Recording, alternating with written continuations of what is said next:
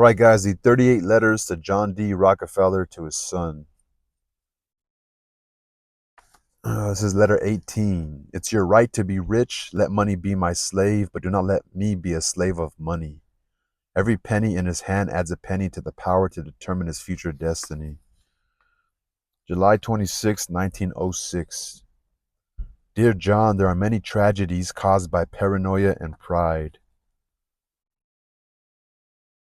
And the same goes for people who make do with poverty. Many years ago at the Fifth Avenue Baptist Church, I ran into a young man named Hanson, a light gardener who lived a miserable life. Maybe Mr. Hanson thinks that it is a virtue to persist in poverty. He put on a noble appearance and said to me, Mr. Rockefeller, I think I have a responsibility to discuss with you a question. Money is the root of all evil. This is said in the Bible. Interesting, right? Like a little younger man, and Hanson goes up to a rich man. See his response. At that moment, I knew why Mr. Hanson had no relationship with wealth. He was getting life lessons from a misunderstood Bible, but he did not realize it. I did not want this poor young man to sink deeper and deeper into his narrow-minded swamp. I told him, young man, I have been nurtured by various Christian maxims since I was a child and use this as my code of conduct. It is the same with you, but my memory seems to be better than you. You forgot there was a word in front of that sentence. Love. Loving money is the root of all evil. What did you say? Hanson's mouth was side open as if to swallow a whale. I really hope he has such a big appetite for money. Yes, young man, I patted him on the shoulder and said, the Bible is rooted in the dignity and love of mankind. It is a respect from the highest soul in the universe. You can quote the words without fear and entrust your life to it. Therefore, when you directly quote the wisdom of the Bible, what you quote is the truth. Loving money is the root of all evil. Loving money is only a means of worship, not the motive. If you do not have the means, you cannot achieve your goal. In other words, he who only knows to be a miser, then money is the root of all evil. Think about it, young man, I reminded Hanson. If you have money, you can benefit your family and friends, give them a happy and comfortable life, and even benefiting the society. Save the helpless poor people, then money will become the source of happiness. Young man, every penny in your hand adds a penny to the power to determine your future destiny.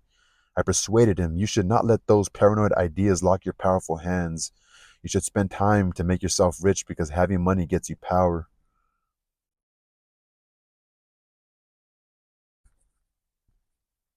And New York is full of opportunities to get rich.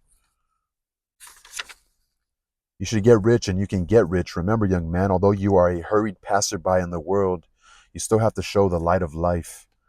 I do not know whether Hanson had accepted my advice. If not, it will be a pity because he looks very strong and does not look like a fool. I always thought that everyone should take time to get rich. Of course, some things are indeed more valuable than money. When we see a grave full of autumn leaves, we cannot help feeling a kind of unspeakable sadness because I know that some things are indeed more noble than money, especially those who have suffered deeply and understand that some things are sweeter, more noble, and more sacred than gold. However, anyone with common sense know that none of those things are not improved by money. Money is not necessarily everything, but in our world, many things are inseparable from money. Love is the greatest thing God has given, but a lover who has a lot of money can make love happier. Can make love happier. That's funny. Love is the greatest thing God has given us, but a lover who has a lot of money can love happier, and money has such an ability. If a person says, I don't want money, it is equivalent to saying, I don't want to serve my family, friends, and compatriots. This statement is absurd, but it is also absurd to sever the relationship between the two. Sort of his case, right? I believe in the power of money, and I believe that everyone should, of course, make money. However, religion has a strong prejudice against this idea because some people believe that being a poor people of God is a supreme glory. I once heard a man praying at a prayers meeting and said that he was very grateful that he was a poor child of God. I cannot help but think to myself, if this man's wife hears her husband speak such nonsense, I wonder what will happen. What do you think? She would definitely think that she married the wrong person.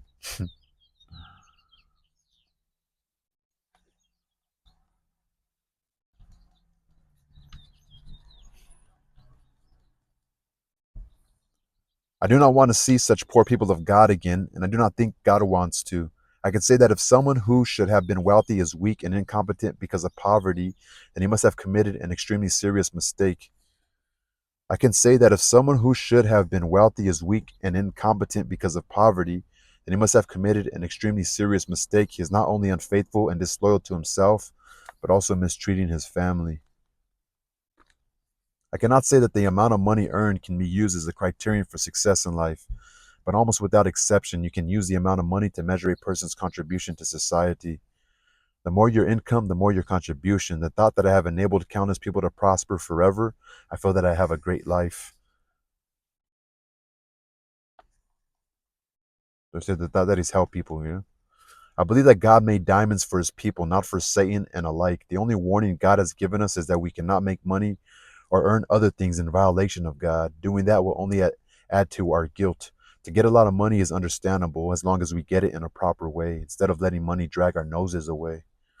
Some people have no money because they do not understand money. They think that money is cold and hard. In fact, money is neither cold nor hard. It is soft and warm. It makes us feel good. And its color and luster match the clothes we wear. He's kind of silly because I don't think everybody could be rich. The reason why I am who I am is a creation of my past beliefs. Frankly speaking, when I felt that the world was suffering due to poverty, I had a belief I should be a rich man and I have no rights to be poor. Over time, this belief has become as hard as steel. When I was young, it was the time when the idea of worshiping gold was sanctified. At that time, tens of thousands of gold prospectors rushed into California with dreams of getting rich, even though it was later discovered that the gold rush was just a trap. It had aroused the desire of millions of people to make a fortune, including me, a child who was only slightly older than 10 years old. At that time, my family was in a dilemma, and I often had to accept help from kind people. My mother is a very self respecting person. She hopes that I can shoulder the responsibility of being the eldest son and build this family well. You did more than that, huh? My mother's desire and teachings have cultivated a sense of responsibility that will remain unchanged throughout my life.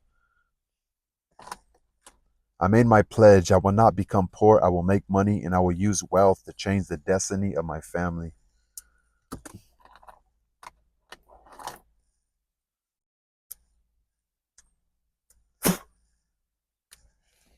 Look at my highlighter.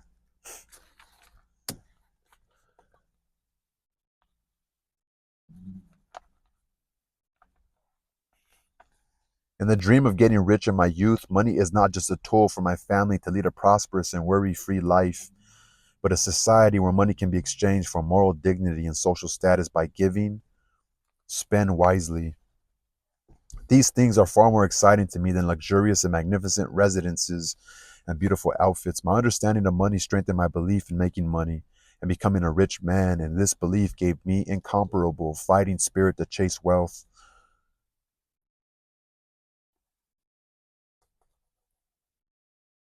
My understanding of money strengthened my belief in making money and becoming a rich man, and this belief gave me incomparable fighting spirit to chase wealth.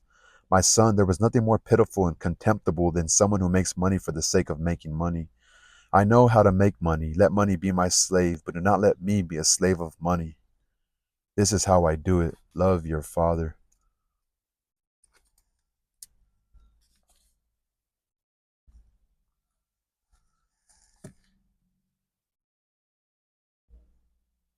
I would like somebody to be anthropomorphic, to make an anthropomorphic complaint about money. Like money shouldn't be your slave either. That's just stupid. Fuck. Pin fell. Later.